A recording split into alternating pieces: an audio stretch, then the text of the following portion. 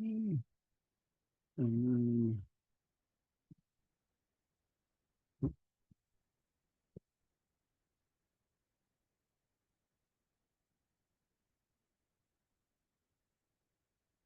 Okay, so today is Wednesday, September 4th. This section is being recorded. What we're going to do today is first, I just want to start out by asking you about homework 1, finding a positive spread. Did anybody have challenges getting the screenshot of an industry with a negative spread for market cap weighted average? Okay, easy 2 points. I gave you 2 industries that would have had a negative spread last week. You could have used those, but basically you need an ROIC less than the WACC with a market cap weighted average in the first line. That's what needed to be submitted.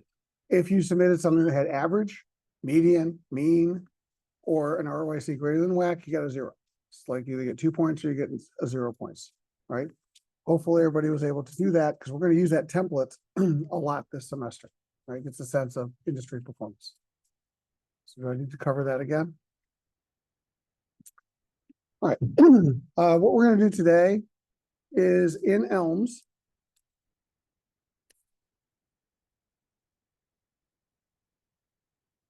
Under Files, there is a folder called Lecture Notes. And I've put 4 lecture notes which cover each one of the 4 sections of the class. Today and next week, we're going to go through Lecture Note 1, okay, which is basically the EIC part of the class. So you might want to have that available as we go through the section. All right, so the key for Lecture Note 1 is we're going to talk about value creation this semester through the lens of McKinsey, right? McKinsey is very good at what they do. They're in 1,000 boardrooms. They're kind of like the creme de la creme of consultants. A long time ago, I used to teach in their analyst training program. Basically, what they do is they hire analysts like you, undergrads, put them through like a 1-month boot camp before they turn them loose on clients, MBA in a box, all right? And I was there for 2 days for a bunch of their programs, teaching them finance, right? And I got a strong appreciation of what they did, all right? They're really good at taking what matters to investors from the academic community and kind of boiling it down, okay? Now, what they've done is Tim Kohler, who runs their finance practice still in New York, is they kind of put a lot of that in this book, your textbook called Valuation, which is now in its 7th edition, right? So that book is not just a textbook, it's actually the Bible, right, for finance. So if you work on Wall Street and you do finance, like you've read that book, it's on your shelf. It's really, really good, right? So this is beyond this class, but that's what we're using this semester, right? Very practical approach. And the whole idea is creating value is about exceeding expectations. That goes beyond finance, right? But we need to know what success is to know if we're doing a good job, right? So the financial lens, what are the key performance indicators, KPIs, that are important to investors, right? 2 of them, ROIC and free cash flow, are going to be fundamental to what we're going to look at this semester, and then the drivers of those, right? But nonetheless, that's the idea of spread, right? WACC is your hurdle rate, right? It's your cost of capital, right? That's the expectation for the risk that you take on an annual basis. ROIC is like internal rate of return, your return on your investment. If your IRR can't be greater than your R, you can't have positive NPV, right? So that's an explanation of value creation using the idea of expectations. And that's very important in the real world, right? So what the book has done at a very high level is there's 4 themes about value creation, and McKinsey calls these the 4 cornerstones. So these are the basis for a lot of what we're going to be talking about this semester. So the first cornerstone is spread, okay? You have to have a positive spread, ROIC greater than WACC, IRR greater than R, to have a positive NPV to create value over time. Whether it's a project or a company, same idea, right? So if your WACC is 6% and your ROIC is 4%, that's not value creation, right? Now, to create value, you gotta have a positive spread. There's an ROIC and WACC. But two things come out of this. First, growth does not create value. Say that one again. Growth does not create value, right? Here's one. If you borrow at 6 and you make 4 and you do more of that, you just dig yourself deeper into a hole. If you borrow at 6 and you invest and make 14%, heck, I want to do more and more of that. Growth is the accelerant to value creation, right? And what matters is the growth return combination. Specifically, what matters is the growth spread combination. And eventually, we have to differentiate between the two. Anybody can grow by giving away their product. That's not value creation, right? Can you make money? Can you generate a return? Can it eventually get to positive spread? Now, it doesn't mean today, it means over time, right? Maybe I'm investing today for tomorrow.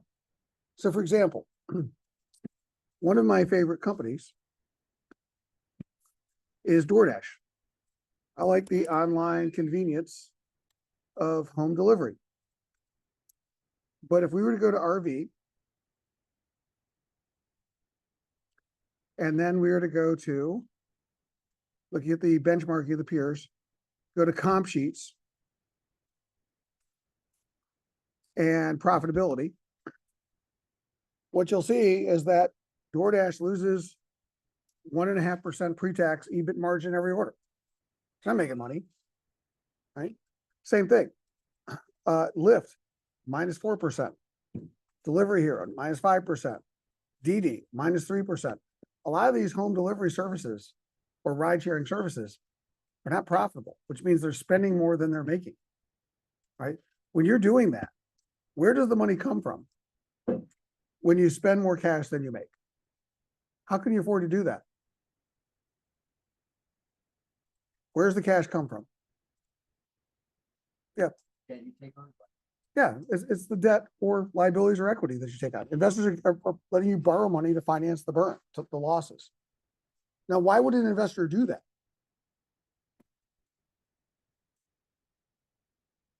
They have to believe that over time, that eventually that spread's going to turn positive. So they're making a bet. So that's the idea. You may not have a positive spread today, but I got to believe that it's eventually going to turn positive. Now, these are very valuable companies because even though they're not making money now, there's a belief that they're eventually going to make money. But I'll tell you, these companies are very dangerous to own because if investors ever change that belief and they stop giving them the financing, these companies are not going to do well for very long because they're spending more than they take in. Okay. So that's the whole point here. Over time, you got to have a positive spread. And over time, there's got to be a belief in that positive spread because this is how we're going to judge you, right? Cornerstone number 2, cash flow, not income, right? Income is like a pay stub. It tells you how much cash you were paid, but it doesn't tell you how much cash is in your bank today. And if you ever run out of cash, bad things happen. Also, as finance people, we know something called time value of money. When you get the cash, changes the value of the cash, right? So the point is, we use cash to drive valuation, not income. Income will represent what the cash will eventually be, but because of time value of money, it's different in the actual value. Okay, we care about that. So that's why a lot of what we're going to do this summer, or this fall, is going to basically be cash flow driven. Okay, valuation is more cash flow driven. Cornerstone number 3. What is the difference between finance and accounting? What is the difference between finance and accounting? Yeah. Yeah. Accountants are backward looking. Finance people are forward looking. Right. So when I was a CFO, I had 2 people reporting to me. One was my controller, who was our chief accountant, and the other is FP&A, financial planning analysis, which did all our forecasting. And my controller hated this, but I called her our chief scorekeeper, right?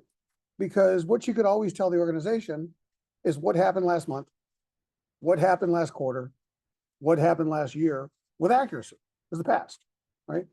But the problem was companies are not worth the sum of their historical cash flows. They're worth the sum of their future cash flows.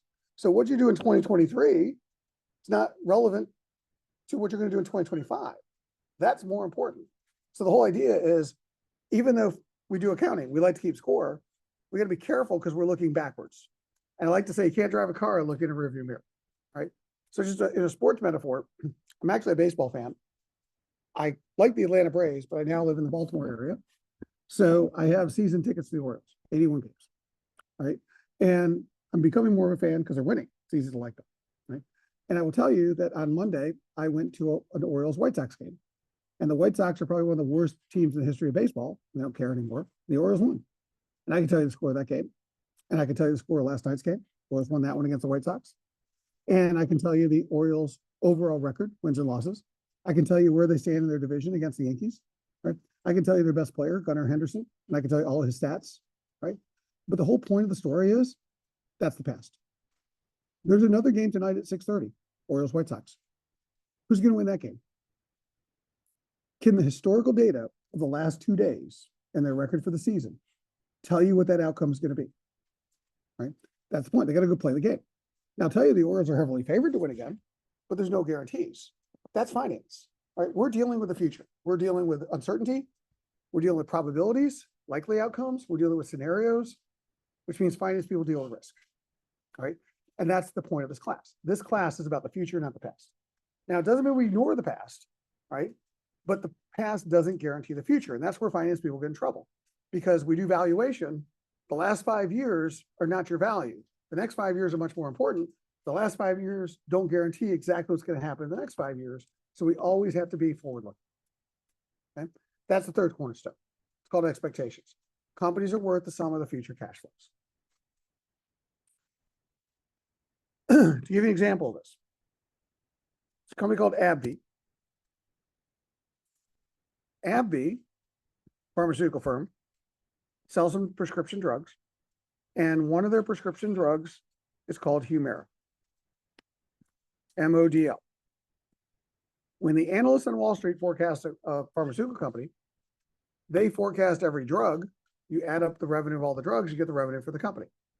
So here's a forecast of AbbVie by drug. This is this year, multiple periods. This will have historical data and future data. And the whole point here is, in 2023, AbbVie had $54 billion in sales. $14 billion was Humira. Okay. Actually, in 2022, Humira had $21 billion in sales. Okay. At the time, outside of COVID, it was the #1 selling drug in the world. Take out the COVID drugs. Now, this year it's $14 billion. Next year, 9.6. That's the forecast. Go over a few columns. By 2027, Humira sales are expected to be $4.6 billion. Anybody know why? Why do you think their sales are for that drug are going down so fast?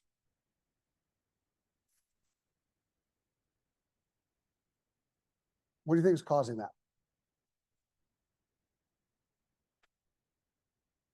Yeah.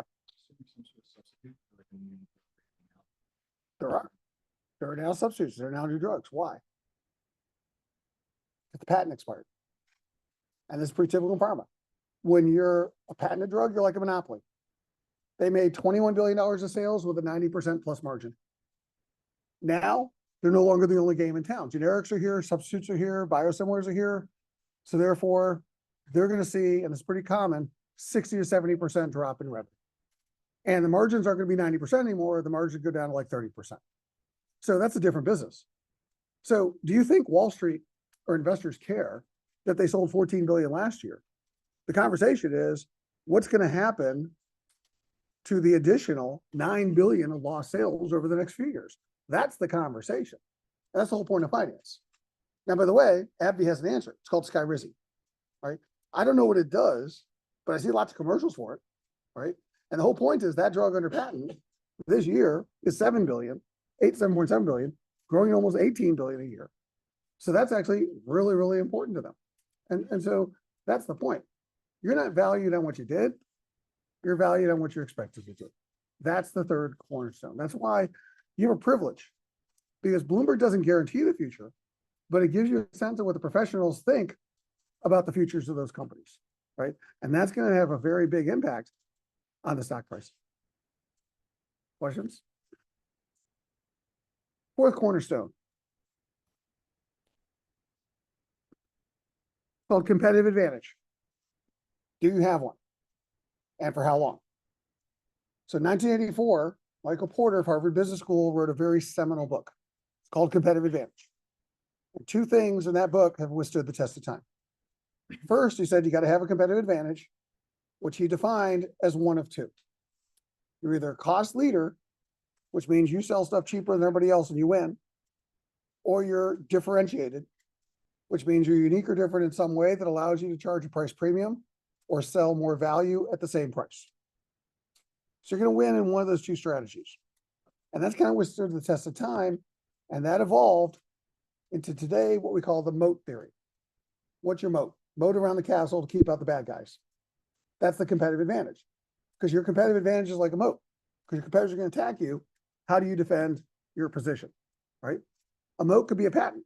AbbVie had a moat, very strong, around Humira. Now that moat's come down and the competitive advantage is gone. Okay, we make a lot less money. So Warren Buffett, it kind of espouses this. He says, what's your moat to all companies you invest in? In fact, his philosophy, pretty simple. I want a knight ever expanding my lands, growth, and I want a moat around those lands to protect those lands. So that's what he looks for with a company. You know, do you have an ability to win in the market? And do you have an ability to basically maintain and protect your position? Because if you don't, why would I want to invest in you? But here's the problem. What if nobody wants to invade your castle anymore? Well, then your moat doesn't really matter, right? I work with a company called Nokia, worked with them for a number of years. You're too young for this, but about 15 years ago, Nokia was the dominant cell phone provider. We used to have phones that were just phones. They didn't do anything else but make calls, right?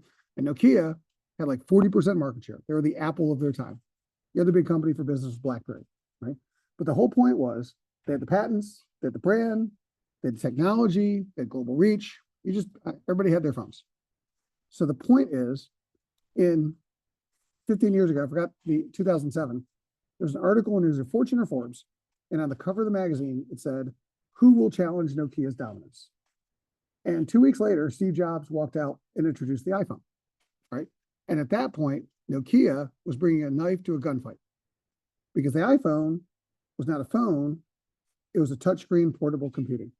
What the iPhone really introduced at Apple was the dawn of personal portable computing, mobile computers. That's what it is. And a mobile computer can do a heck of a lot more than just a phone. So it didn't matter how good Nokia was. They just weren't going to win that fight. And that's why they're irrelevant today. That business doesn't exist. And Apple has become dominant. And so the whole point is the new guru for competitive advantage, her name is Rita McGrath. She's now at Columbia University. I met her when she was a PhD student at Wharton. We used to teach exec ed classes side by side. And the point about Rita is that about 10 years ago, she wrote a book called The End of Competitive Advantage. And her whole point is competitive advantage is transient. So the question is no longer, do you have an advantage? The question is, how long do you have an advantage? And more importantly, do you have a what's next? Because Darwin is at work constantly in the marketplace. And every company is going to face this. No matter who you are, your competitive advantage is going to go away. And so that's what we need to assess. So first question, do you have an advantage? And then for how long? And do you have a what's next? By the way, her second book, Seeing Around Corners, right? Can companies actually figure out what's next and actually go there so that they don't become irrelevant or disrupted, okay? That's why I said she's now kind of the new guru in competitive advantage. But that's the whole idea of the fourth cornerstone, right? It's called the wave theory, right? Think of your competitive advantage like a wave. It's going to crash. So how long before the wave crashes? And can you find that next wave? So those are the four things at a high level that we're going to analyze. By the way, that's the other part of Michael Porter. Michael Porter also did in his book, 1984, Competitive Advantage, he talked about the five forces model. Five forces model explain industry attractiveness, right? And that's actually part of what we're going to be doing here today. That's withstood the test of time as well. Questions, comments about that? All right. So the next step I would normally do is get into what's called the key value drivers. There's a bunch of math behind everything we just said, which we're going to get to. But because your first homework assignment involves EIC, we're going to cover EIC today, go back to key value drivers on Monday. Okay? So EIC.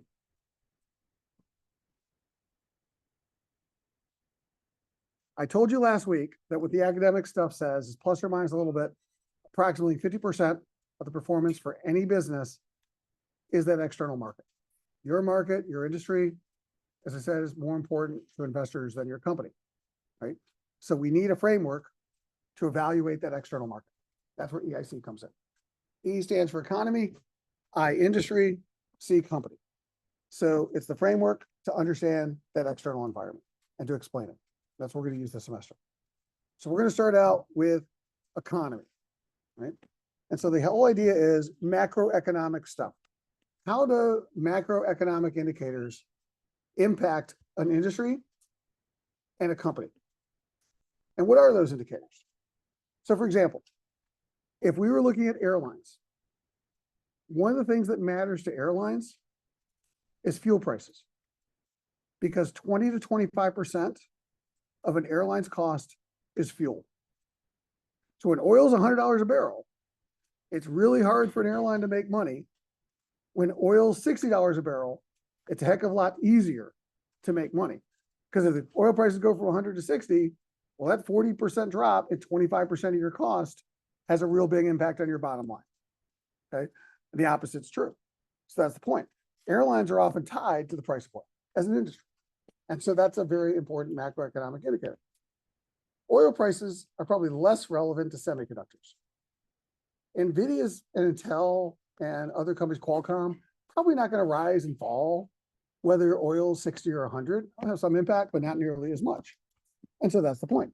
Some economic indicators are more important to some industries than others, and we're going to have to figure that out. This week, next week, sometime soon, Fed's supposed to cut interest rates. How's that affect industries and markets? Some industries are probably more sensitive to interest rates. Banks, insurance companies, right? Real estate companies. Those companies are going to be much more impacted by what happens in the short term, changes in interest rates, than again, somebody like a semiconductor firm. So again, what's happening in the overall economy? How does it affect all companies? And are there any specific things that are happening to a specific industry? For your first assignment, I'm going to keep it simple. But by time in a few weeks, when you do group assignment, you're going to have to answer the questions with more specificity, meaning you're not just going to say the data, you're going to have to explain why. Okay. So let's do an example. All right. Somebody give me a publicly traded company. I'm going to show you two things. Kind of a little bit of what we covered last week. Give me a publicly traded company. Any publicly traded company, not Starbucks, if that's your homework assignment. Yes. Meta. All right, let's look at Meta, better known as Facebook.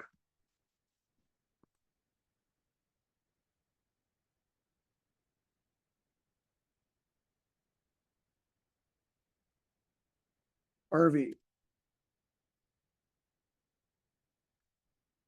Custom.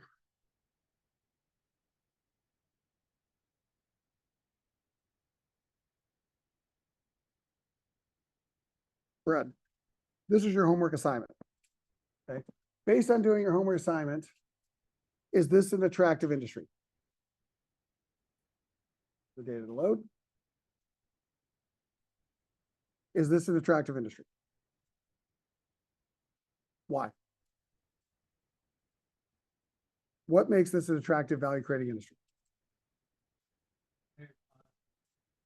Okay, great. And if you wrote that, you get a 0 on your assignment. What is he missing? Numbers. So you say that again with numbers. If you can see the numbers. Yeah, because the ROIC is 21.9, the WAC's 11.5. That's the spread, and that's what makes it attractive, right? I want to hammer that. It's going to be very, very important in your future assignments. You don't include screenshots, you don't get credit. You don't use numbers, you don't get credit. There's no partial credit here. You've got to use data in this class. This is not some foo-foo strategy marketing class, okay? That's for English majors. So back to this. We use data. All right.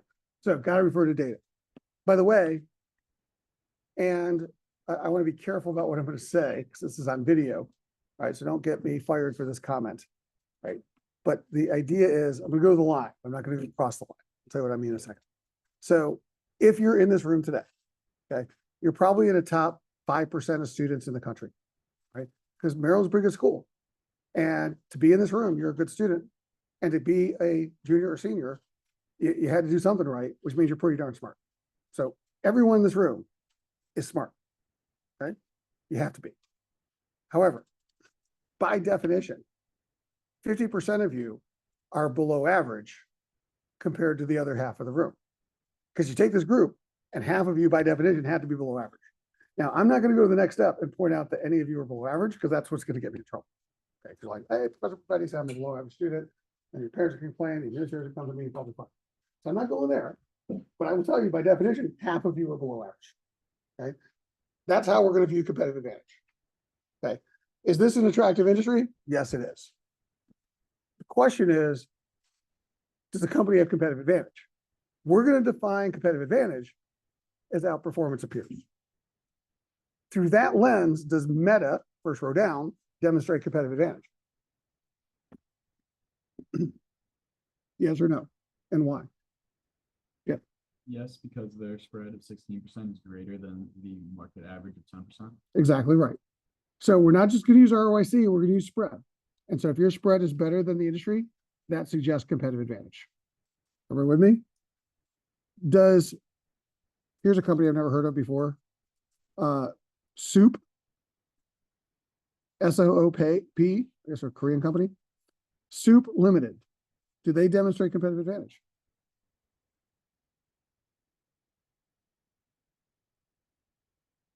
They have a 26.41% ROIC. Do they demonstrate competitive advantage? Yes or no? See you shaking your head. You're shaking your head. Yes or no? Why? Yeah, even though they make 26%, that positive spread's 4%, which is, he just says, less than industry average. So you can create value and not have competitive advantage. What I would argue is Soup, don't know who they are, is in a good industry. And so they're doing well because they're in a good industry. They're not doing well because they're outperforming their industry. Does that kind of make sense to everybody? So you can have a positive spread and not create value or not have competitive advantage. You can create value. Now, you can also, go ahead. For whatever reason, Bloomberg can't calculate it, probably because they're not making money. No profit. Okay. But sometimes data tool, it misses data. You have to do it manually. All right, so back to this. E, comp sheets on the RV screen. There's one here called beta, or sorry, markets. So RV markets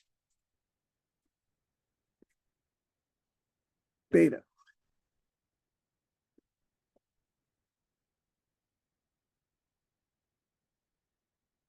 Click on this for some reason.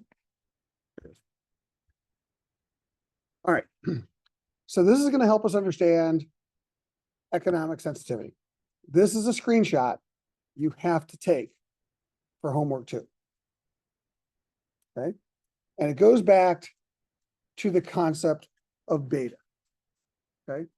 The industry average beta, the market cap weighted average beta, raw beta, for Meta and its peers right now is 1.42. So industry beta. Okay. What does that mean? What does a beta of 1.42 tell you? If the market goes up 1%, what happens to the prices of these companies? They go up. If the market goes down 1%, so they're going up much faster and down much faster than the average company. That suggests economic sensitivity. Okay? Because the idea is that if the economy is getting better, it's rising all the boats. If your boat's going up much faster than the average boat, then you're probably more sensitive to the market. What about Meta? What is their beta?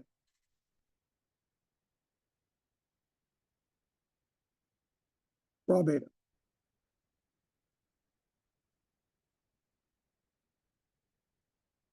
1.39. We see that? How's that compare to 1.42? What does that mean? Yep. It's not as volatile. So Meta is a little less sensitive than the average company. For homework 2, that's acceptable. For your group project, why? Why is this industry at 1.4? What makes it more sensitive? Why is Meta a little less sensitive than the average company in this industry? That's what we eventually want to get to, right? But at a minimum, I need you to understand the data that we're looking at and what it's starting to tell you. That's a proxy, but that's one of the proxies we're going to use for E. Questions? Starbucks. Is the industry for Starbucks, raw beta, suggests more or less sensitive?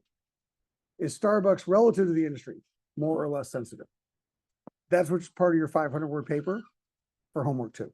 And you're referring to the screenshot, which you have turned in. Questions? Now, with Bloomberg, open up another tab here. If I go to Meta, and then I type in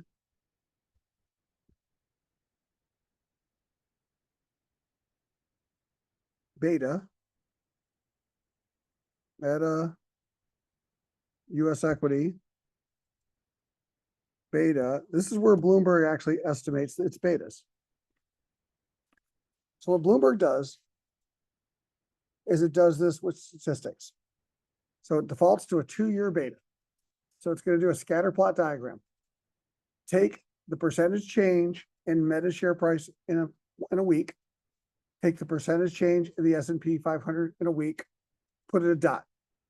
Do that for the last 52 weeks. That dot chart, draw a trend line. The slope of that trend line is your beta. Okay. So the slope of that line is 1.386 today. Right, rounding off to 1.4. All right. That's called the raw beta. Now, in statistics, there's an argument that betas regress to the mean over time. So statisticians throw in what's called a smoothing coefficient. That's called the adjusted beta. Bloomberg does their smoothing coefficient this way. They take 2/3 of the raw beta and 1/3 of 1, which is the market beta, and they do an average. So basically what they do is they take the raw and they move it 1/3 closer to the mean. That's called the adjusted beta. When Bloomberg estimates CAPM for WACC, it uses adjusted. For our purposes in this class, when we do E and EIC, we're going to use raw. So we're all using the same number. Okay?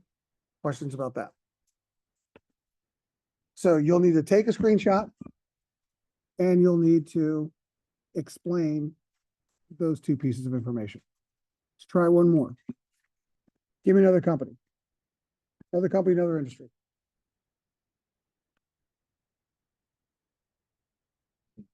Rivian. Yeah, this is an extreme company. All right, but let's look at their betas. So Rivian and their ilk.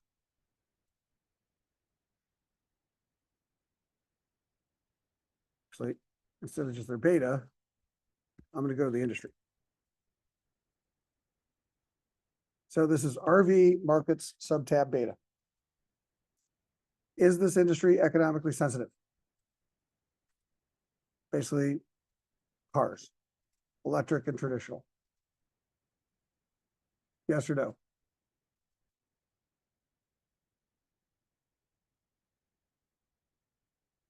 See some nodding heads. Because? And I still want to give you credit. We're not there yet because I'm sorry, you're still going to get a 0 on the assignment. Because what was I asking about? The market, right? And what number did you give me? 2.15. Is that the market? Yeah. So the point is, that's why we're doing this. It's the 1.15. So right idea, wrong number. Okay. So the first one is the market, 1.15. Is the market of all these companies more or less sensitive? Yes, she was correct because it's 15% faster up or down, therefore more economic sensitivity. Second question, what about Rivian? Now, is Rivian more sensitive than the average car company? Their beta is 2. 2.15. So they're going up and down twice as fast as everybody else, which suggests a lot of volatility, which suggests more sensitivity. Everybody with me? Okay. So here's the next thing. Back to the E. What's going on with the economy? You're doing your certification in Bloomberg, and a couple of screenshots matter. ECFC is economic forecasts. And so what this screen does is, just as the analysts are submitting data for company forecasts, the economists are submitting data for country forecasts. So they're forecasting GDP, CPI, interest rates, budget and budget deficits, exchange rates, historical forecast data. Just like consensus for companies, there's consensus with the economists. So for example, this is defaulting the US. GDP last year, 2.5%. Forecast GDP for this year, 2.5%. Next year, 1.7%, and then 2. Okay. CPI. Inflation last year was 4%. This year, 2.9. Next year, 2.3. Okay. If you click on it, you can see where the data is coming from. So what Bloomberg is doing is 65 economists are submitting their forecast for CPI. Bloomberg is averaging the guesses, just like they do for companies, wisdom of the crowd, and that's called the consensus. Okay. So the point is, we have data on kind of what's happening at the economic level. Change of country. US becomes China. Private, not government forecasts. Last year, China GDP 4.52, this year 4.8, by 2026, 4.2.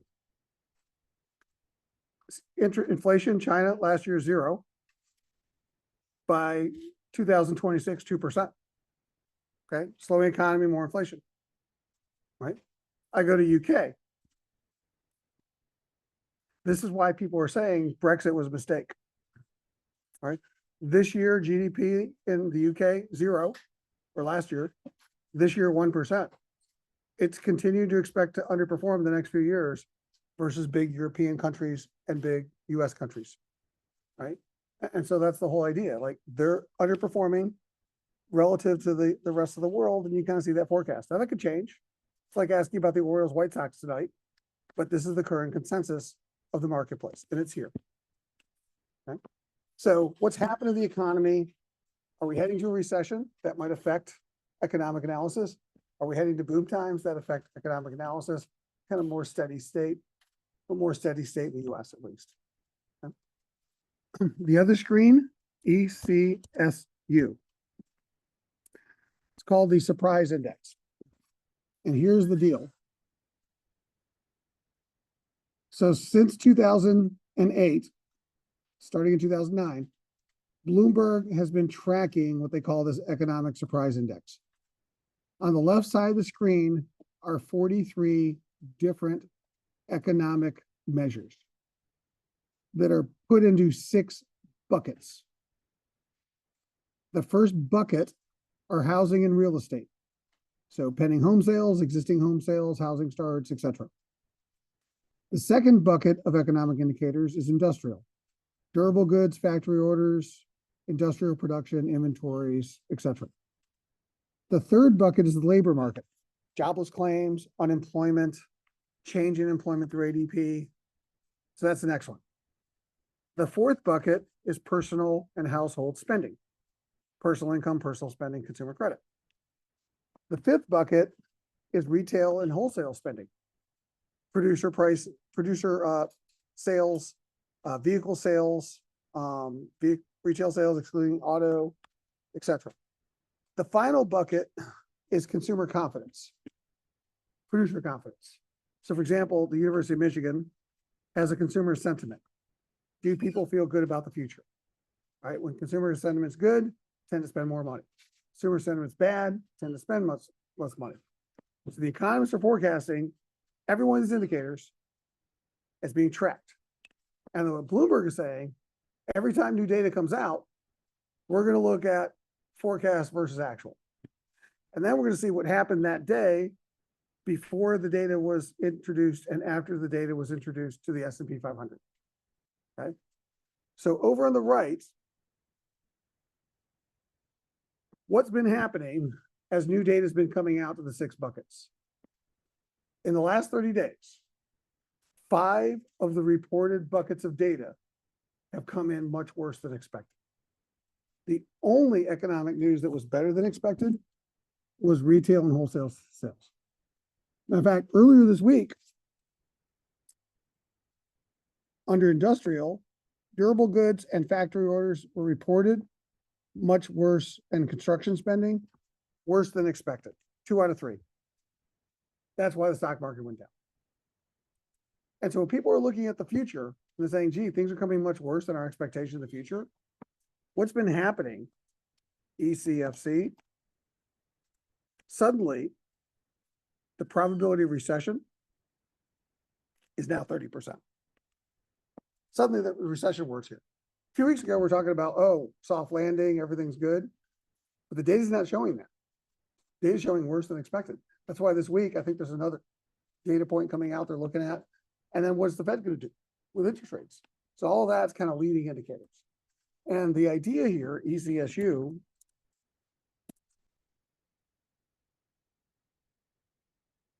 is the top right, correlation.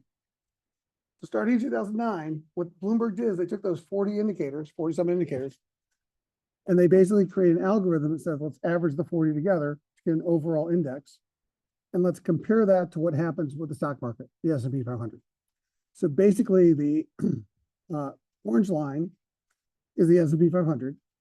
The white line is the economic surprise index, the average, the index of the 40-something indicators, 46, 43, whatever it was. And then when basically expectations were positive, changing what happened in the market. So the idea is we had positive surprises, the market tended to go up. We had negative surprises, the market tended to go down. Okay. And so they're tracking that. What's happening right now, far right, bunch of negative surprises. You can see the orange line, the stock market heading down. Because if we're in tougher economic times, well, falling tide reduces all boats. Okay, that's the loosely correlated theory here. So we do economic analysis, we do it at the macro level, but then we also do it kind of at the company level. For your first assignment, you got to do that screenshot for Starbucks. Matter of fact, if I were you and I'm sitting in front of a Bloomberg terminal, and I don't want to come back tomorrow, take the screenshot before you leave the class today. Okay, but that being said, I'm not you. Do whatever you want, but nonetheless, you got to interpret that screenshot on raw data. That's E. Questions about the E. The second part of EIC is I. Industry. We've defined an attractive industry as one with a positive spread. We've defined competitive advantage as outperformance of your peers, spread relative to industry. Okay. Starting with the industry. Why? Why is that spread what it is? So if I go back to Bloomberg, when we looked at Rivian, and I go to RV,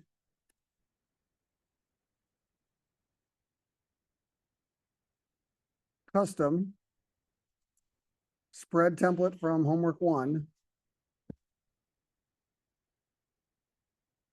I see the market cap weighted average ROIC for this group of companies is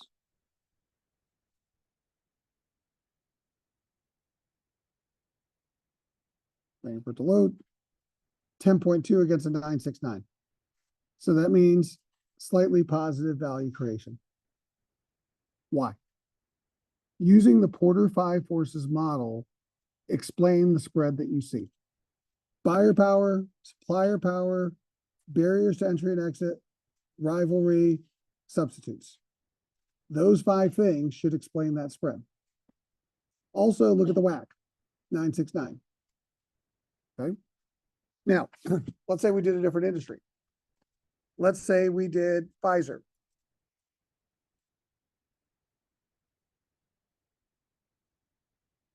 the spread for big global pharmaceuticals last year, 21.85 ROIC against 8% WACC. Is a far more attractive industry than global auto. Why? Using the 5 forces, we should be able to explain this spread. If I did Southwest Airlines, discount carriers in the US, their spread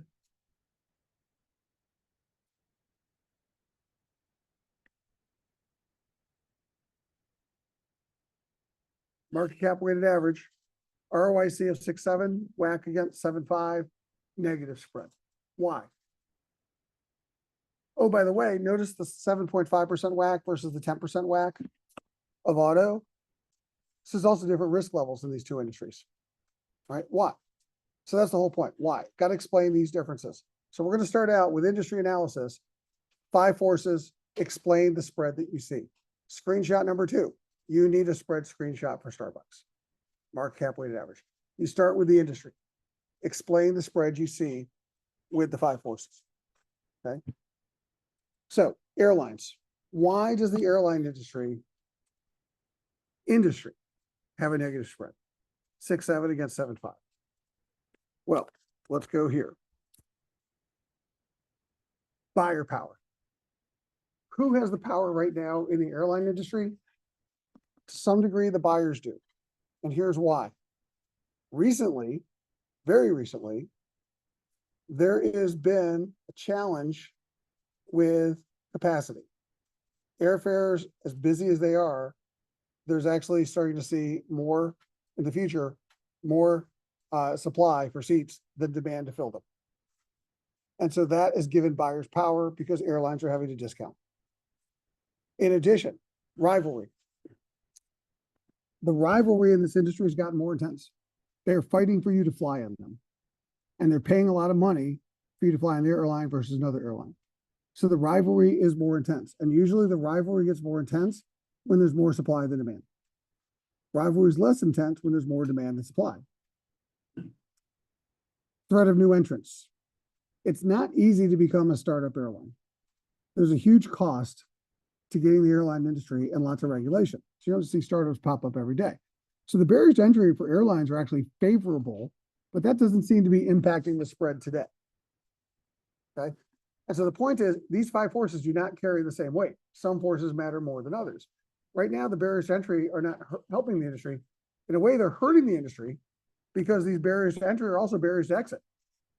Because you got all these planes, airlines keep flying them. They don't sell off their planes or shut down. So that kind of forces the players in the industry to try and fill every seat. And that's why we're seeing some discounting. Substitutes. Are there substitutes? How viable are those substitutes? That's going to matter to the industry as well. What's a substitute for flying? Yeah, I'm sorry. Rail. Okay. If you're going from New York to Boston or DC to Boston, Amtrak. Right? You can fly, you take Amtrak. Right? If you're going from DC to LA, rail's possibly there, but I don't think it's a big substitute. You're going DC to London, you're not taking a rail. So there are substitutes, probably not hurting the industry too much right now, but there's some, particularly in some markets. What's another substitute? Yeah. Driving is another potential substitute. Another substitute to airlines. I'm sorry, cruises. Another substitute to airlines. Think on the business side. Online meetings, Zoom, Teams, etc. We learned during COVID that you can do meetings without being face-to-face. And to some degree, those are still around. And that's the point. That's now a threat to airlines and the business travelers. It's not 100%, but it does affect the industry. Is it killing its profitability? No. But business travel has not returned to what it was pre-pandemic. So that's a little unfavorable to the industry. Suppliers, Boeing, Airbus, these planes are still very expensive. And you got to go to Boeing or Airbus if you want a big plane, and there's not a lot of choice. And these planes, because Boeing and Airbus are kind of a duopoly, they still affect the profitability of the industry because they're very expensive to buy. And they're buying a lot of new planes. So that's kind of a little unfavorable to the industry. So the point is, we got to use with the five forces an explanation of what's going on with the industry. Then, part of your 500 words, how's this going to change in 5 years? What's going to happen to the spread in 5 years? Is it going to be better, worse, or about the same? Well, here's the idea. If the five forces don't change, spread's going to be about the same. If the five forces become more favorable, spreads are going to get better. If the five forces become worse, spread's going to get worse. So in your paper, in your write-up, you're going to have to look into a crystal ball and you're going to have to talk about 5 years for the industry. Questions?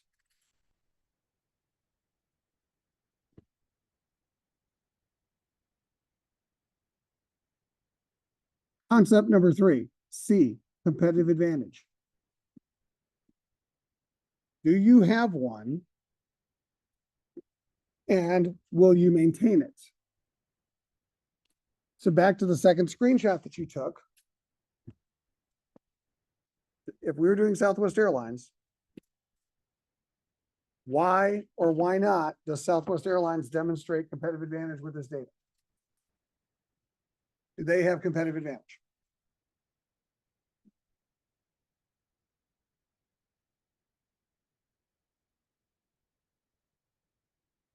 First row down is Southwest Airlines.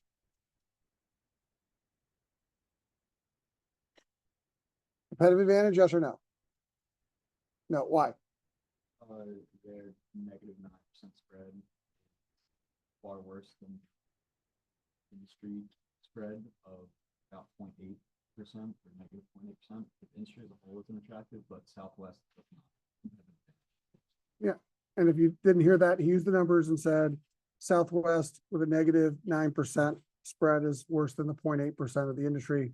And that says that they're not demonstrating competitive advantage today. Why? Why are they lacking competitive advantage?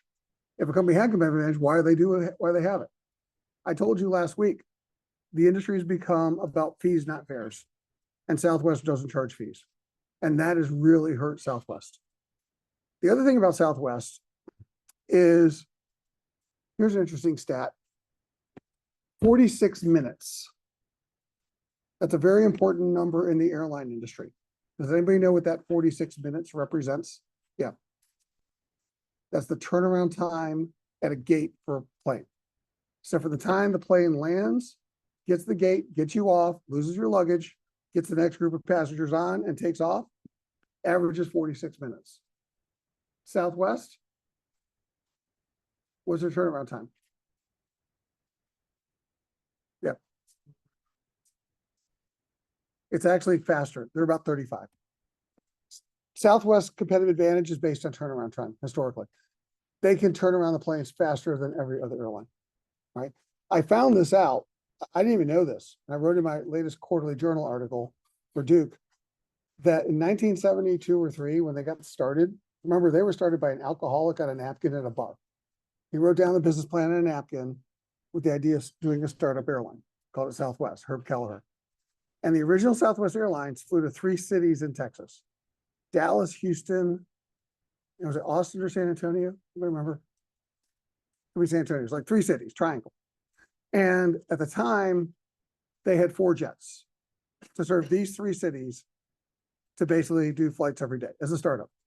And they literally ran out of cash. They say this publicly. They got down to like $26 in their corporate checking accounts, couldn't pay their bills, and were on the verge of failing as a startup airline. And so they're like, all right, all hands on deck. We got to figure out how to survive. So their head of operations came up with a plan. He said, if we can sell one of our planes and go from 4 planes to 3 planes, at the time we get $500,000 for it, cash to survive. And then we just got to have the 3 planes do the same routes and passengers as the 4.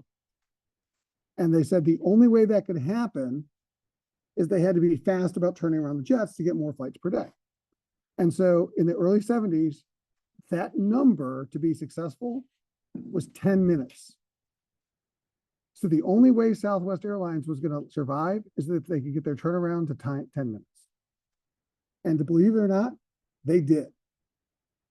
And they basically determined there were 126 things that had to be done to turn around a plane. And borrowing from what's now called NASCAR, they tried to figure out how to do things faster. So for example, assigned seating. Part of the reason they didn't assign seating is because assigned seating slowed down turnaround. So just get everybody lined up and on the plane, first seat available. That sped turnaround time. That survived until last month. Second thing they did, every plane they fly is a 737. That meant the flight crews are qualified to switch out. If I have an Airbus 320 and a 737, and suddenly one of my flight crews can't fly, I can't use them, right? Everybody's trained in the same planes. Mechanics are trained in the same planes. Maintenance is easier. It's a simplified approach. They also flew out of secondary cities. When you're flying from Dallas to Omaha, that's not very crowded. When you're flying from Dallas to Atlanta, well, that's a whole different story. So they tended to fly point to point and avoided the busy hubs. That helped the turnaround time.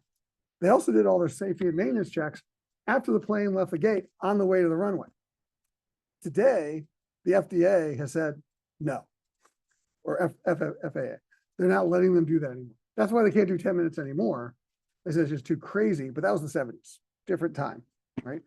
That's why it's 35 minutes today, not 10. But here's the problem. As they've gotten to 35 against an industry average of 46, their competitive advantage is lessened. But they also made a strategic mistake. Where are Southwest hubs today? Where's their biggest hub? Outside of Love Field and where? What's another big hub? I'm sorry? They got a bigger hub in Denver. They got a really big hub in BWI, but the biggest disaster for Southwest Airlines is they made a big bet on Philly. Philly is destroying Southwest Airlines. Why? How can I say that? What's the issue with Philly? Everybody know? That's why you don't want to fly to Philly unless you have to. And to some degree, BWI is hurting them too, but not as much as Philly. Because Philly has the worst delays in the country. Because Philly squeezed between New York and its 3 airports and DC and its 3 airports. And the FAA deprioritizes Philly. So every time there's delays, they prioritize New York and DC, and Philly, you're just screwed. Well, if Southwest hub is in Philly, it doesn't matter how fast you turn around the plane if you're stuck on the runway 10th in line and you can't take off. And that's the big problem for Southwest, is they used to be able to, with their turnaround time, get an extra 2 to 3 hops out of every 737 versus the other airlines. They can't do that anymore. And so it's hurting the airline, right? And so the point of the story is industry factors, right? What's happened in turnaround time? What's happened to fuel prices, right? What's happened to kind of, the operating ability of the business models? Those things, firepower, supplier power, barriers to entry and exit, are affecting the airline industry as also the company itself. So remember, 5 forces about the industry. Company is about competitive advantage or lack thereof. Southwest has lost their advantage. So here's the final question for your 500-word paper. What about 5 years from now? How is Southwest competitive advantage going to look in 5 years? Are they still going to be underperforming? Are they going to be overperforming? Are they coming back to industry average? Are they going to get even worse? What do you think? So they don't have competitive advantage, but will they in 5 years? Or at least have less of a disadvantage? So basically, what's going to happen to their relative spread now versus 5 years from now? That's your final question on Starbucks. That's your homework 2. Questions about homework 2. You just do it on Starbucks. Starbucks, 2 screenshots. RV markets beta, RV spread, custom spread. You got to refer to that data when you're entering in your assignment. Now, I don't expect you to know a lot about these industries, right? Some of these things I'm telling you today are probably very new to you, even in Starbucks. You probably know they sell expensive coffee. That's probably about it, right? So to do these assignments, you're going to have to use real world data because these are about real world companies to help you. So I'm going to use Southwest Airlines as an example. BICO, BICO. That stands for Bloomberg Intelligence on a company. The analysts in the real world, on behalf of investors, are trying to answer these exact same questions. They write their research reports, buy, hold opinions. What Bloomberg does is it hires ex-sell-side analysts to curate all of the analyst data and summarize for investors. And that's what the screen is. It's a summary of all of the company issues that are important for Southwest Airlines. Okay? You can use this to help you answer the question for competitive advantage for Southwest Airlines and whether it could change. Over here on the left is the industry report. Same thing. The analysts are curating all the things that are going on in the airline industry, key issues and what's happening. You can use these. This is BI, Bloomberg Intelligence, on an industry, right? However, you were at an academic institution, and as I said last week, you can't plagiarize. I know you have to use real world data, you just can't plagiarize. So therefore, bibliography, BICO. I'm using my BICO to help me answer the questions on Starbucks. If I copy and paste a paragraph out of the BICO, footnote, okay? If I copy and paste a paragraph and put it into my paper and I don't give it a reference, honor council, plagiarism, bad. So you're going to have to do this a lot, not just on this assignment, but many, because you're going to have to use real world data. Just don't source somebody else's and say it's your own. As long as you put in the sources, copy and paste, use as much, I expect you to. That's part of the process that we're going to have to follow because you're trying to figure out the real world. And so using what the analysts are doing, who know a lot more about these industries, will be help you as you try to figure out the real world. And I expect you to. Yes.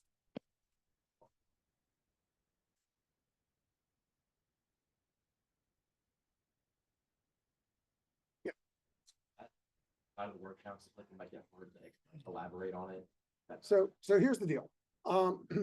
What's important to me is what I just said. I don't want us, myself included, to attribute work of others as my own. So if you say source BICO, I'm actually good with that. If you say quote BICO from Bloomberg, I'm good with that. You don't need Bartlett's formal quotation standard in this class. Other classes maybe, but I need you to footnote it and I need you to bibliography it. So I just want to make sure that you're sourcing it, but how you source it, a little flexible as long as it's sourced. That's what's important for the papers that you're going to turn in here. Make sense? Yes, sir. Yeah, you can do citation. And the nice thing is you can also print and download this so you can use this. But two sources, BICO, BI. And you get the BI from BICO. Bloomberg Intelligence is the entry level. The third source, BRC. These are the analyst reports. I told you these are paid reports. We don't have access to all of them, but we have access to 4. We have access to Deutsche Bank, Barclays, JP Morgan, and Wells Fargo. So for Southwest Airlines, here is a Deutsche Bank report from August 2nd on the industry. Here is a Barclays report on Southwest. Here's a JP Morgan report. These analysts in their reports are doing the same thing we are. You can use that information as well. Now, some of this is summarized in BICO, but these are some source materials. And so again, BRC, BICO, and BI. Those are 3 things to help you. The 4th thing that can help you is a challenge. On VBIC, off Elms, this is the University Online Library, we have some subscription services, and under industry, the university subscribes to a data service called IBIS World. Unfortunately, there's a message today that says it's temporarily shut down until further notice. So I don't know when it's coming back up. IBIS World writes professional industry reports, which include a 5 forces analysis. If you can get to it, it's helpful. Same thing, source it. But if you can't, the other 3 are probably good enough for these assignments. Now you use other sources, but I expect you to use at least these. It's an individual assignment, due Monday, 10 a.m., all sections. Okay, yes, sir. You need two screenshots, the RV market's beta, because you gotta talk about the industry beta and Starbucks' beta. That's not the graph, that's the individual company beta. We need the industry. So under RV, which is the peers, market, subtab, further subtab beta. That'll be the industry beta, company beta, first row down. Then RV custom spread, homework one template, that'll give you the industry attractiveness and the competitive advantage. That's the data you're referring to as you write your minimum 500 word papers. And by the way, 500 words shouldn't be that hard. It's a little more than a page to do all of these. All right, use numbers. If you footnote or quote things, don't do that if it's necessary. TAs have office hours the next 2 days. Take advantage of this. This class has been recorded. Take advantage of that. Otherwise, good luck. I'll see everybody on Monday. And then just as an FYI, Wednesday, we will finalize teams. Okay, so as opposed to today. And Monday of next week, I start with attendance. All right, we're still in the drop ad period. So I'm not doing attendance as of today. Okay, so coming soon, yes. 8 to 5 during Monday through Friday. All right, good luck. See everybody on Monday. And by the way, as a hint, you can get all this data before you leave. There is 22 minutes before the next class shows up. Stop recording. Thanks, Professor. Yep, have a good week. See you.